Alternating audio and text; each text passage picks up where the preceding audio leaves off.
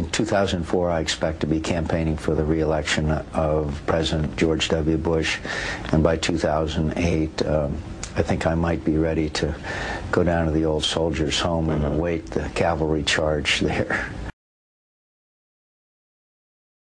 Well, I'm very honored and humbled to have the opportunity to receive the endorsement of the President of the United States, a man who I have great admiration, respect, and affection. Americans want a respectful campaign. Sure. They do. They want it. Now, people say, well, negative ads move numbers. They may.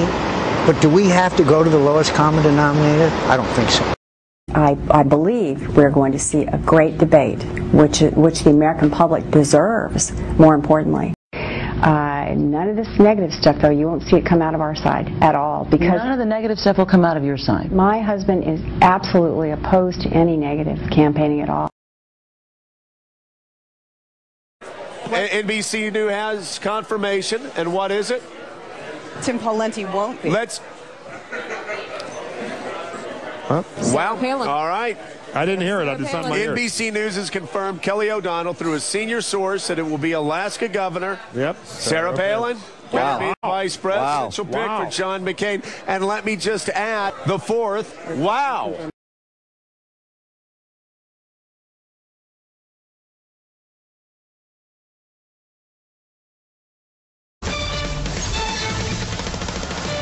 There is a fine line between a smear campaign and an incitement to violence. And if Senator McCain and Governor Palin had not previously crossed it this week, today even, they most certainly did. Our fifth story on the countdown to tonight's second presidential debate, by all but calling Senator Obama himself a terrorist by inciting the crowds at McCain Palin rallies to yell, and this is only what reporters have been able to hear, quote, kill him. Off with his head. Terrorist and treason. The message that the Republican nominee for the highest office in this land has approved makes Willie Horton or the Swift boat ads seem quaint and almost respectable. If you call someone a terrorist or off with his head, most people would consider that hate speech, Bill. It is hate speech.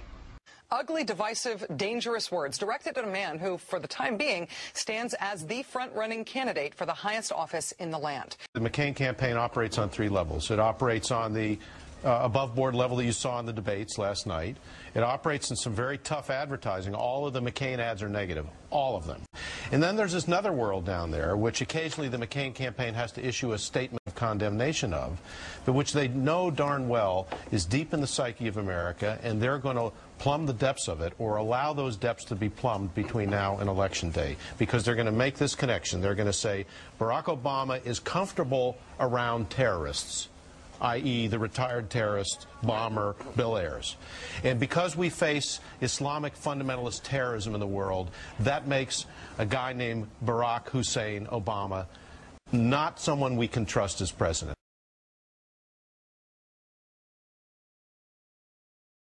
McCain camp is playing the association game for all it is worth. Obama's blind ambition. When convenient, he worked with terrorist Bill Ayers. When discovered, he lied. I'm John McCain, and I approve this message. One of Barack Obama's earliest supporters is Bill Ayers, a domestic terrorist. Domestic terrorist. The known domestic terrorist. Unrepentant domestic terrorist. Domestic terrorist. Domestic terrorist. Because William Ayers was an unrepentant terrorist. Part of a group that, quote, launched a campaign of bombings that would target the Pentagon and our U.S. Capitol, our United States Capitol. Obama held one of his first meetings of his political career in Bill Ayers' home. In the guy's living room? In the living room of a domestic terrorist? Of a domestic terrorist? Of a domestic terrorist? Our opponent is someone who sees America as imperfect enough to pal around with terrorists, domestic terrorists who targeted their own country, targeted his own country.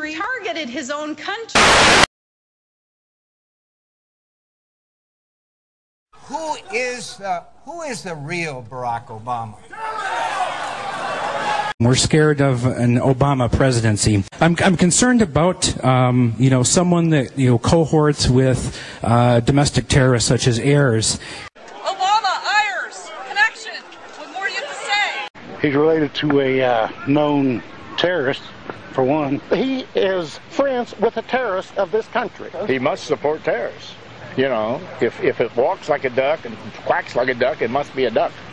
And that, to me, is Obama. That guy gets elected, he hangs around with terrorists.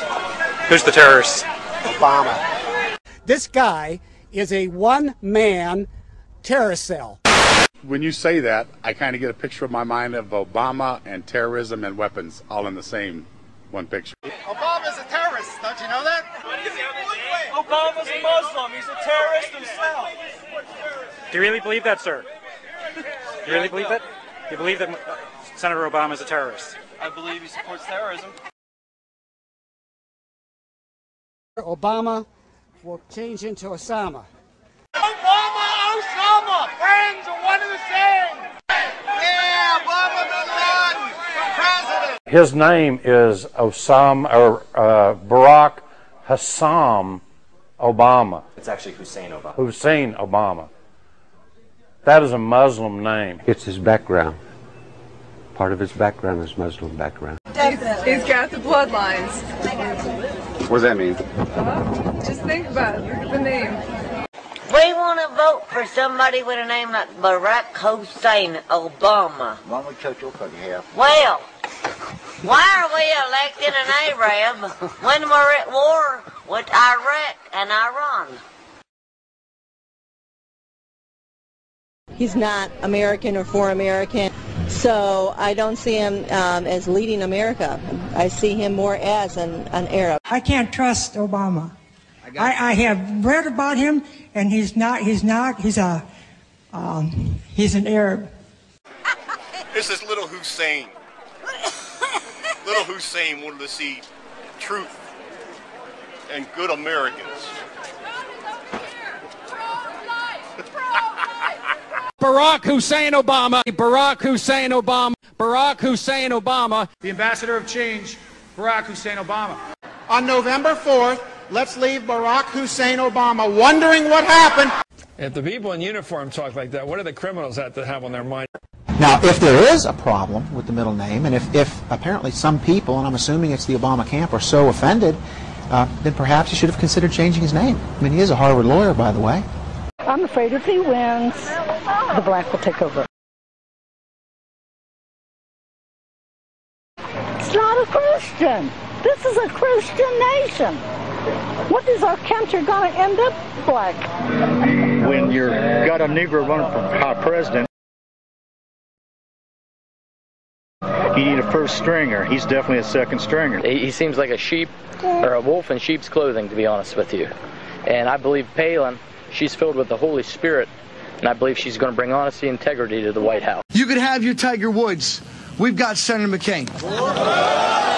There's always a fringe element that's in politics in America.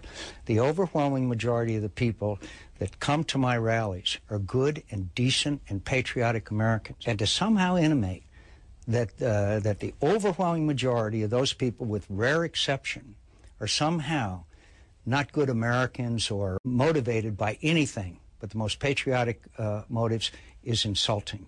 And I won't accept that insult. I'm proud of my supporters. I'm proud of the people that come. I'm proud of those veterans who have served their country, that come to my rallies and fire me up. I love them. And for anybody to intimate that the overwhelming 99 and 99% is anything but patriotic and good Americans is frankly unacceptable, and I won't stand for it. There are some things to respect and honor about you, Senator McCain, but on this, you are not only a fraud, sir, but you are tacitly inciting lunatics to violence. If you want to again grandstand and suspend your campaign, here is your big chance, sir. Suspend your campaign now until you or somebody else gets some control over it, and it ceases to be a clear and present danger to the peace of this nation.